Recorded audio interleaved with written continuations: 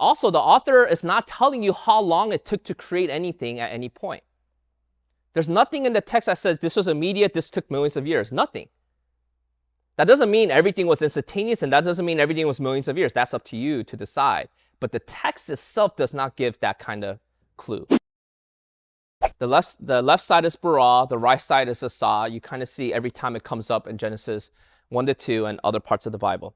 Now, there are some people who try to say there's a big distinction between bara and asah because, typically speaking, bara does mean ex nihilo, right?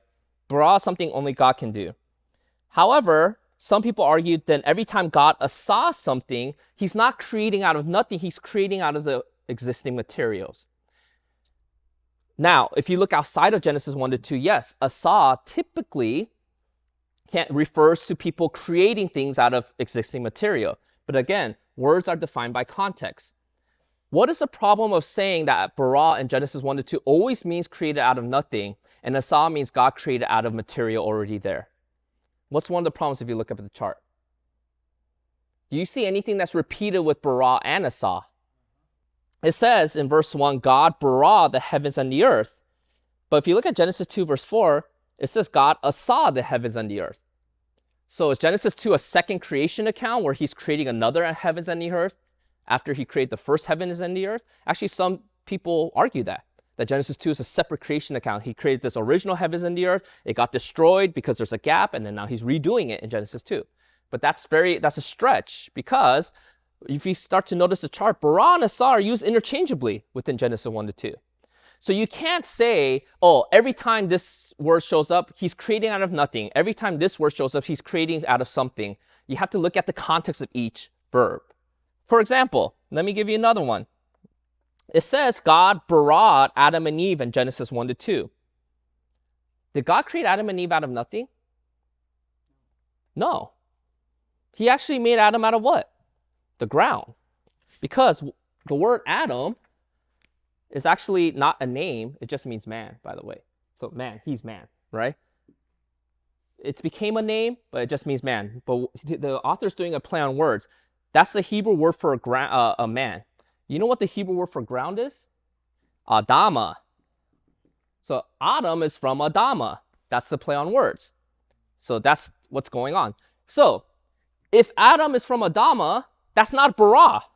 Does that make sense? But bara is used in this context, so you can't say every time it's referring to, and was Eve made out of nothing? No, pre-existing material, right? So Adam and Eve actually were created out of something that already existed. So you're saying, why does that matter, Andrew? Why are you getting into this? Okay, here's why. Typically those who hold to an old earth perspective. Now, this doesn't mean that old earth perspective is wrong. What I'm trying to show is their arguments by using these words is faulty. So here's what typically old earth perspective would try to say. Whenever God bara something, it's immediate and miraculous, right? He bara right away, word bara. But when he asah something, this takes a long time over millions of years. So they will say, yeah, God created heavens and earth, bara, but the animals were asah. But this was asah. Do you see why they will make that big distinction? Because that framework fits better with what? The idea that it takes millions and billions of years for these animals to evolve from sea creatures to land creatures, and sort of saying, see, the words indicate to you that some things God made instantaneously, but other things God let the process of evolution create over time.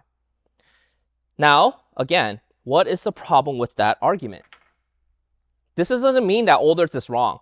There's other stronger old earth arguments. I'm just saying, when somebody has a perspective, you want to kind of show one of the arguments, this is a faulty argument. So why is this a faulty argument? Because I kind of show in the chart. Do you see a distinction between a bara and asah? They're interchangeable. God bara heavens and the earth. God asah heavens and the earth. God bara male and female. God asah male and female. Like you kind of see repetition. God bara the heavens, angels, and God asah the moon and the stars and the heavens, right? So the author does not seem to make a clear distinction between bara and asah, at least within the creation account. Instead, he's using them as synonyms, all to say God created all of these things. Also, the author is not telling you how long it took to create anything at any point. There's nothing in the text that says this was immediate, this took millions of years. Nothing. That doesn't mean everything was instantaneous, and that doesn't mean everything was millions of years. That's up to you to decide. But the text itself does not give that kind of clue. Let me go through some of the text. Genesis 1, verses 11 through 13.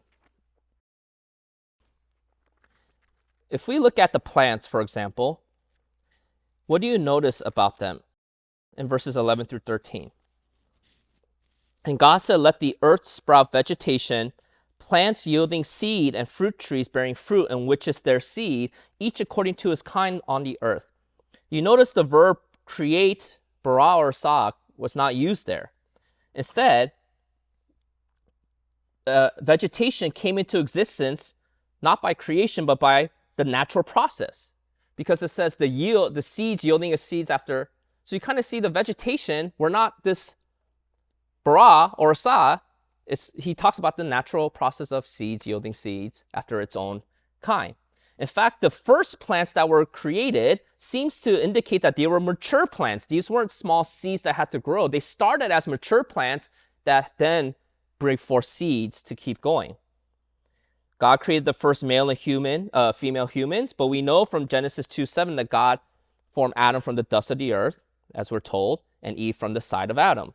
It doesn't tell us how long it took, although it depends how you interpret the days, right? So if you take that as a literal day, then Adam and Eve were formed on the same day, because God stopped creating when? Day 7.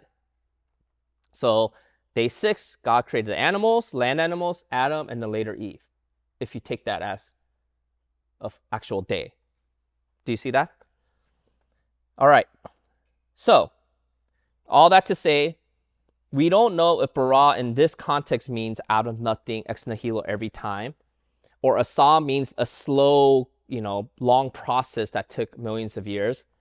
What we do know is that they're both used interchangeably, and everything in this account seems to indicate an ex nihilo creation, because you don't see God making anything in a seedling state. He didn't make Adam a baby and then it took 30 years. He made Adam a full-grown adult. He didn't make seeds and then it took years to grow. He made them mature plants that already brought forth seeds. He didn't make puppies or whatever. He made mature. So God made everything mature in its full-grown state in the beginning.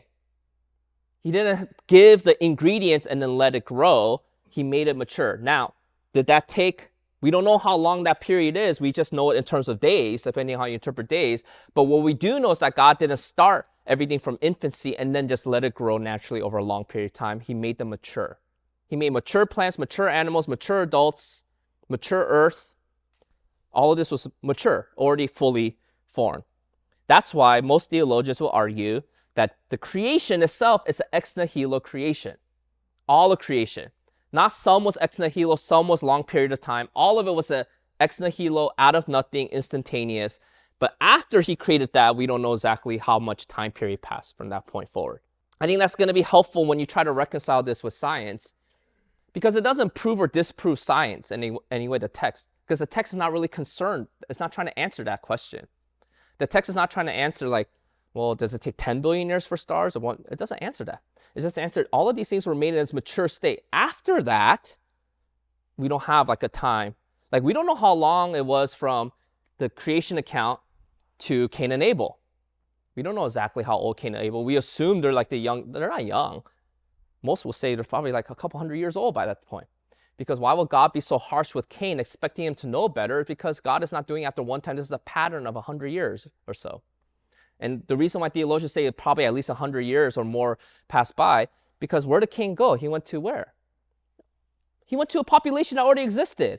It takes about 100 or 200 years for you to grow a population if you're starting from just 2 people. Right? People are like, who are that? Those are his sisters. Ew. Well, they had no choice back then and it wasn't illegal. Like, yeah, incest was the only option at this. So yeah, those are his sisters and brothers outside that he went to. Right? That is, again, if you take that at face value.